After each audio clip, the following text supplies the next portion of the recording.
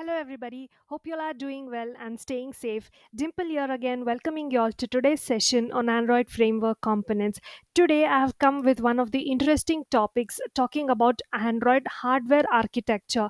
In my previous sessions, I have told about the architecture of flow, how the control goes from the application layer to the kernel layer, and we have seen multiple videos or documents regarding the Android architecture, which basically talks about the app layer, framework, HAL, kernel, all those things.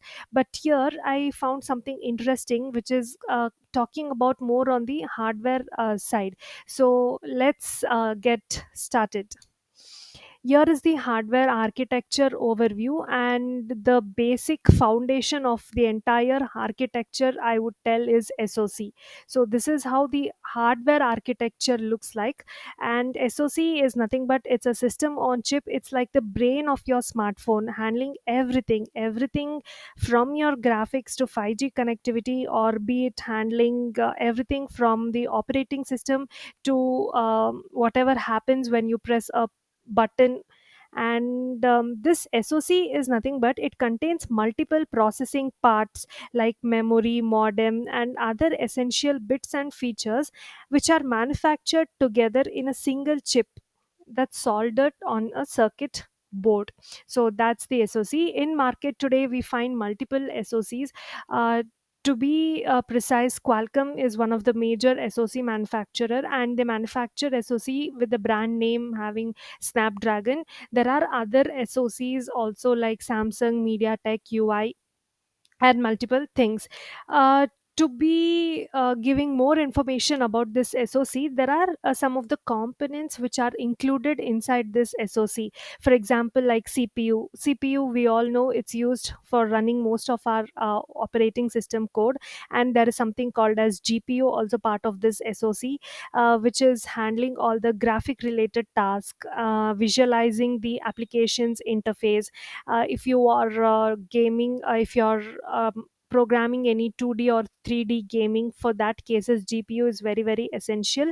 There is also something called as image processing unit, which helps in converting data from the camera to all the images and video files. So whatever pictures you capture from the camera, those are converted to images and video files using this image processing unit.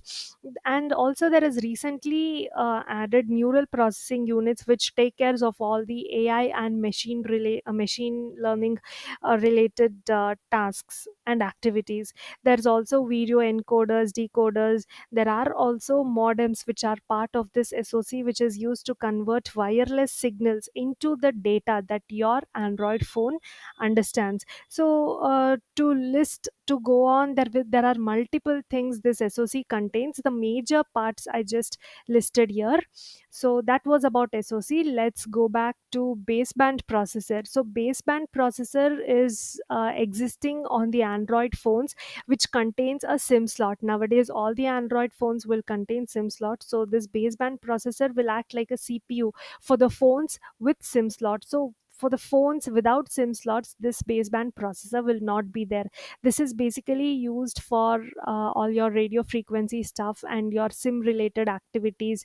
All those functions are handled by this baseband processor.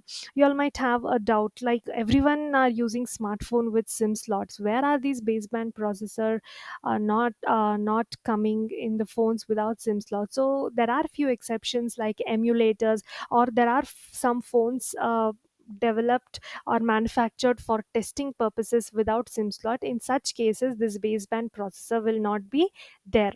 And you all can see there are multiple lines which are connected. So every controller, every hardware chip, here you can see multiple components, right? Each of them is a controller or a hardware chip. Every chip is connected to this SoC via a bus.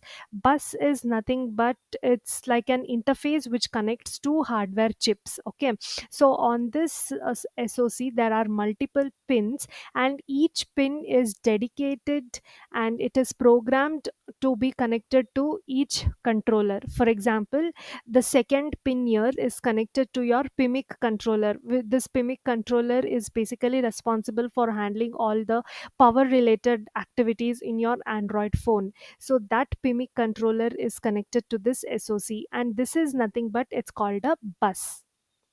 And these buses follow different protocols. Okay, so based on their functionality and their performance, they are follow different protocols. For example, your SD card is connected via this pin to the SoC, and this is using the SDIO bus, and this RAM is using PCI interface.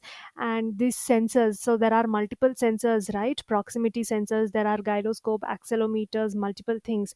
So those sensors are connected via I2C protocol or GPIO protocol to this SoC. So each one follows a different protocol. And we saw PIMIC, SD card, RAM. RAM, we all know it's random access memory, or obviously memory should be part of this SoC. And sensors, as I already told, again multiple sensors, chips, controllers are connected to this SoC.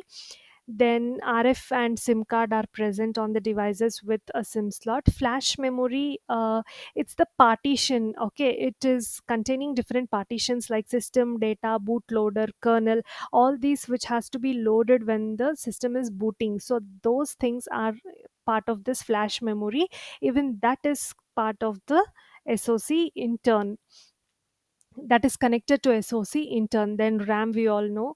Then coming to this right hand side, there is Ethernet proxy. There are multiple USB hubs, serial ports, expansion headers, JTAG. So JTAG, I just wanted to mention here is JTAG is the most powerful interface which allows us to debug mobile software running on the hardware at the runtime. We all have seen on the Android Studio, we use breakpoints to debug the software code. Similarly, whenever we want to debug the hardware, we use this JTAG on Android phone. Okay, some breakpoints on hardware can be used using this JTAG, and this we use in the exceptional cases where the logs are not helpful and we need to debug from the hardware side. We use this JTAGs. So all these again via dedicated pins, they are again connected to this SoC.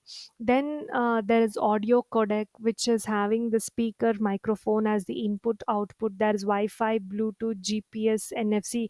All these are wireless things which are again connected to the SoC via dedicated pins. Okay, each pin will be programmed to be connected to these components. Then there is something called as motor, which is used for haptics. So whenever I press anything, any key on my soft keyboard on my Android phone, we see a vibration which basically tells us that a key is pressed. So for us, it might not be helpful. For the blind people, whenever a key is pressed, they have to come to know that something is pressed. So in these cases, vibrate haptics, haptic feedback is very, very helpful. I have some videos on haptic feedback in my channel. You all can look back and see to understand more on haptic feedback. So for that, motor is definitely required.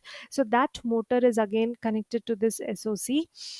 Later, every component, basically everything, every hardware on your Android phone has to be connected to this SoC in turn. So touch related controllers, display, keyboard, your USB, even your camera related, every controller, every chip is again connected to this SoC. There will be dedicated pin here. Just for the pictorial representation, we are just showing one pin, but for each touch there will be one pin, display there will be one pin, keyboard there will be, it will be like that. So, and one more thing I wanted to tell you all, this is the hardware related part, right? So how the software code is triggered, that doubt you all might get. What happens is, suppose my Android phone is there and I press any power button to wake up the device, then what will happen? An interrupt will be generated. So interrupt in turn will create an electrical signal. That electrical signal will wake up the SoC in a particular pin. For example, when I press the power button, electrical signal will be generated, and this particular pin, it will wake up the SoC. So in this particular pin, what I have written, I have written a software code telling if this pin is triggered, run this particular code in the software layer. So that code will be run, and that particular piece of code will be responsible for calling the other code in the software part. So basically everything will be programmed, right? So whenever an interrupt is generated, interrupt means nothing, whenever any we trigger the Android phone, that time electrical signal will be generated, which will help in uh, which will basically run the code present in this particular pin. That code will further have the responsibility of handling the software part. So that's how the connectivity between the hardware and the software is bridge. So this was the overall Android architecture, hardware architecture overview. I just wanted to give you all information mainly on this SoC and the buses and the different controllers. Hope you all got some idea about this. Thank you for watching. I'll see you all soon with another new topic in my next video. Until then, everyone, take care. Bye.